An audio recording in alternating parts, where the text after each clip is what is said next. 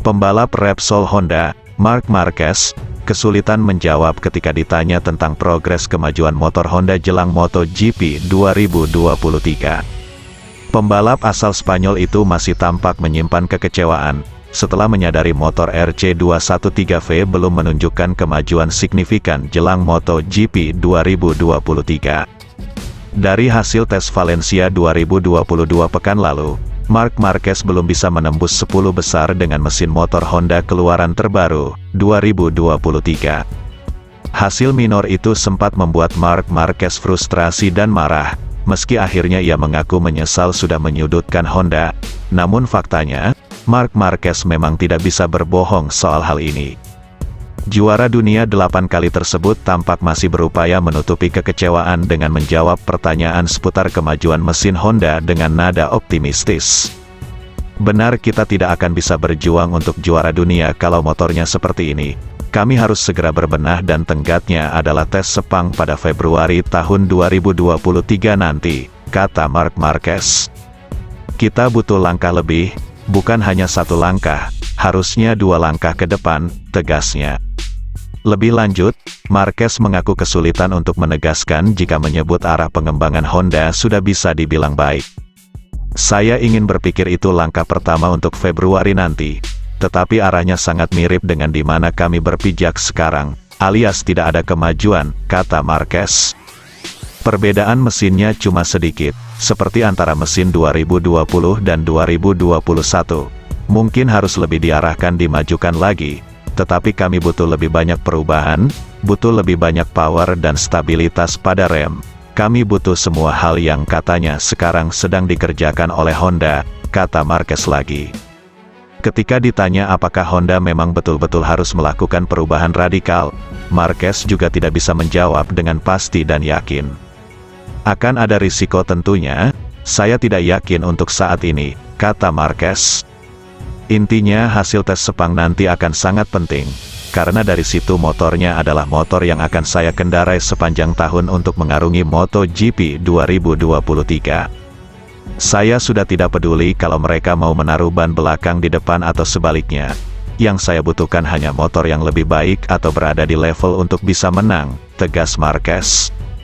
Di sisi lain, Marquez tak boleh berharap terlalu banyak untuk perubahan yang diinginkan setelah Repsol Honda mengakhiri tes resmi MotoGP dengan kurang menyenangkan.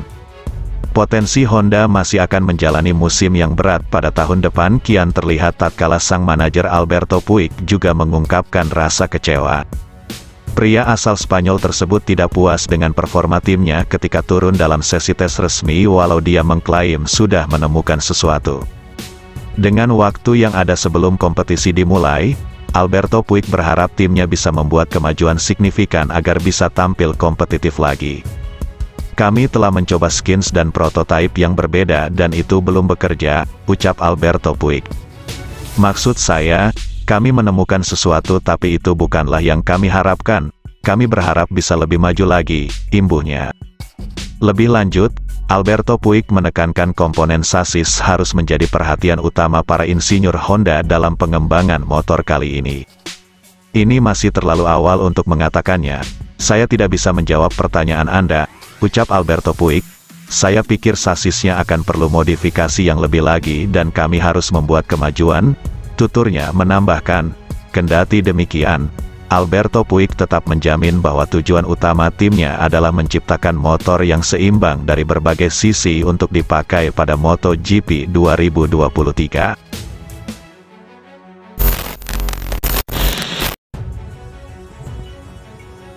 Mantan pembalap Gresini Racing, Inia Bastianini akan menjadi rekan tim Francesco Bagnaia pada MotoGP 2023. Banyak sekali hal menarik yang diprediksi bakal terjadi. Salah satu hal menarik dalam tes pramusim 2023 di sirkuit Ricardo Tormo Valencia, Spanyol pada Selasa 8 November 2022 adalah melihat pembalap Italia Inia Bastianini mengenakan pakaian balap Ducati yang berwarna merah. Sangat menarik untuk mengenakan pakaian merah. Pada pagi hari, saya tidak akan mengatakan bahwa saya gugup, tetapi saya sangat bersemangat untuk memulainya. Saya tidak sabar untuk melihat bagaimana kami bekerja dan apa yang terjadi di garasi. Pada akhirnya, semuanya berjalan sesuai rencana, kecuali pada start terakhir ketika saya terjatuh. Selain itu, saya sangat bersenang-senang, kata Bastianini. Bastianini mengalami satu-satunya kecelakaan pada hari pertama tes pramusim itu.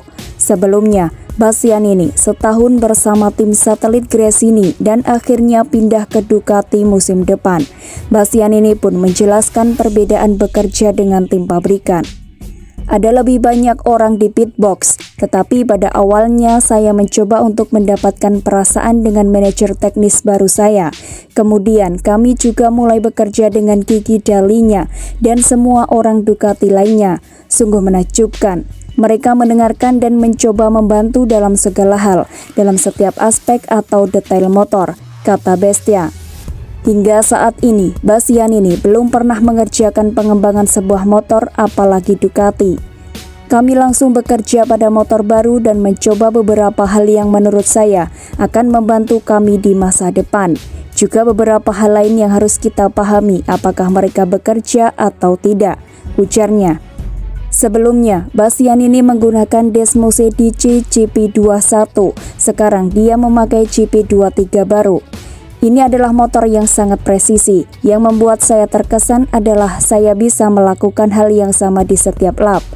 Setelah kecelakaan itu, pembalap Italia memutuskan untuk tidak kembali ke lintasan dan mengakhiri sesi. Saya melewati gundukan di tikungan 6, keluar dari tikungan 5 dengan tenaga lebih besar. Saya datang ke tempat yang berbeda dan melewati gundukan ini. Saya tidak melakukan sesuatu yang aneh, saya hanya melewati tempat yang berbeda. Kesan pertama adalah bahwa mesin 2023 yang baru agak lebih mulus daripada 2022. Itu terasa baik bagi saya. Anggap saja, pasti akan ada pekerjaan yang harus dilakukan dan saya juga ingin melihat seperti apa rasanya di lintasan yang berbeda. Karena Valencia memang sedikit istimewa. Akan sangat penting untuk memahami sesuatu untuk tes berikutnya.